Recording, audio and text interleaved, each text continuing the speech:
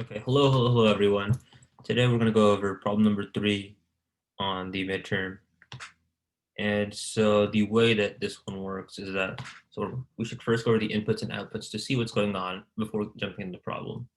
Okay, so the comparer function takes in a number x and returns in a HOF. This HOF returns another function that takes in the first input function and returns a second function. This second function takes in a second input function and returns a third function. The third function takes in a third input function and returns true if all three input functions return the same value when called on x. That was a mouthful, right? Let's break it down into smaller pieces. So the first one returns the second one, returns the third one. The first one, compare function, returns first input function, returns another function that takes the first input function, and returns the second function. So function takes the first input function, then second function takes the second input function, and third function takes the third input function and returns true if all the inputs return the same value. So these are the functions you have to implement, right?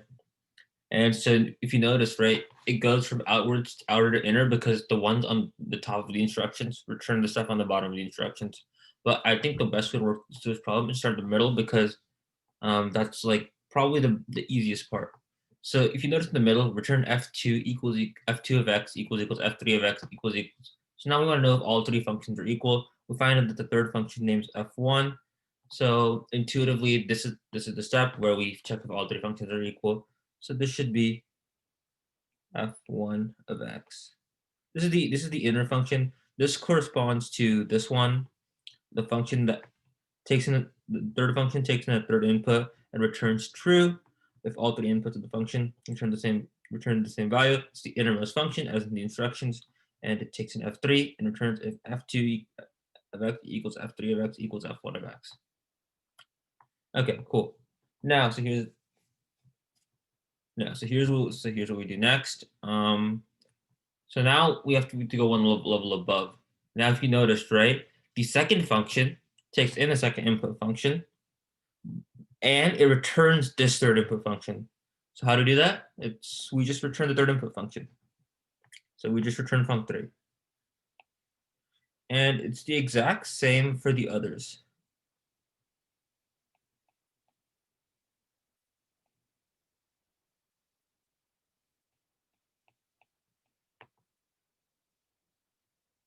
So again, now let's compare this to the instruction to see if it works. Okay. So the comparer function takes in the number x and returns an HOF. This HOF returns another function that takes in the first input function. So the comparer returns a function that takes in the first input function and returns a second function. This function returns a second function. Okay? The second function takes in a second input function and returns a third input function. See, it returns this. A third and returns a third function. Takes in a second input function and returns a third function. So that's what this does. That's correct. The third input function takes in a third input and returns true if all three inputs return the same value when called on x. That's what this does. So now that now we can be pretty confident of our answer because we've satisfied all the instructions, all the conditions that the instructions have laid out. Like another quick way to check this, let me just rewrite this stuff. Is to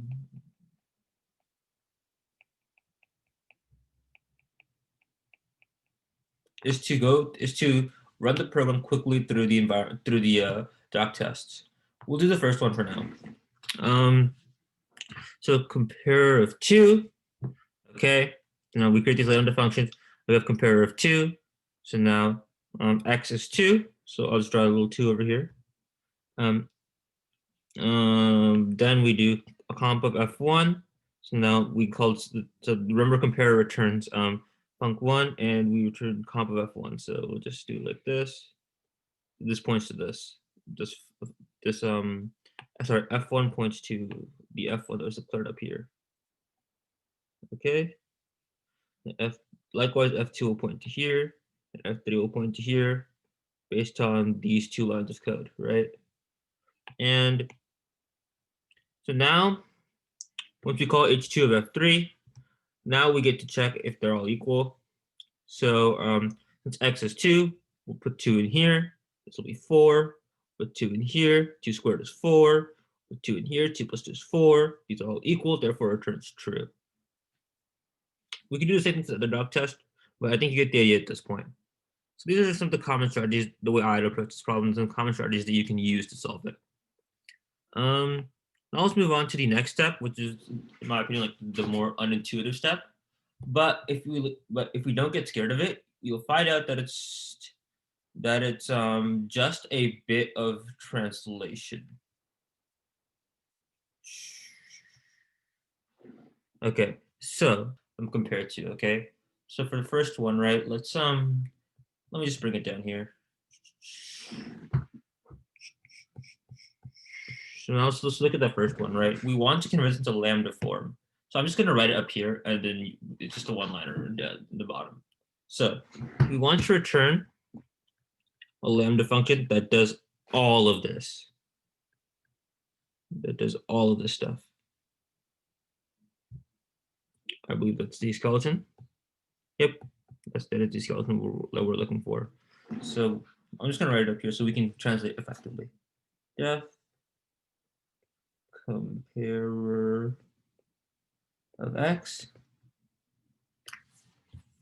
Over here, and we just put like a nice line here.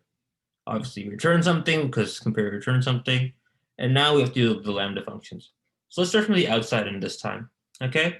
So the first thing that's inside is that notice that we're returning this func1 function. So let's represent that func1 as a lambda function, since we obviously can't use def notation to return it. So let's do lambda f1. Okay, let's go one step deeper now. What does this return? Func1 returns func2. Now, if you remember from lambda syntax, what is the lambda function returns what's after the colon. So we don't even have to write return, we just write lambda f2. This is func2, by the way. It takes an f2 and returns func3. I'm sorry, I forgot to write f2. Here it is, f2. Okay, so let me use different colors because this can get a bit.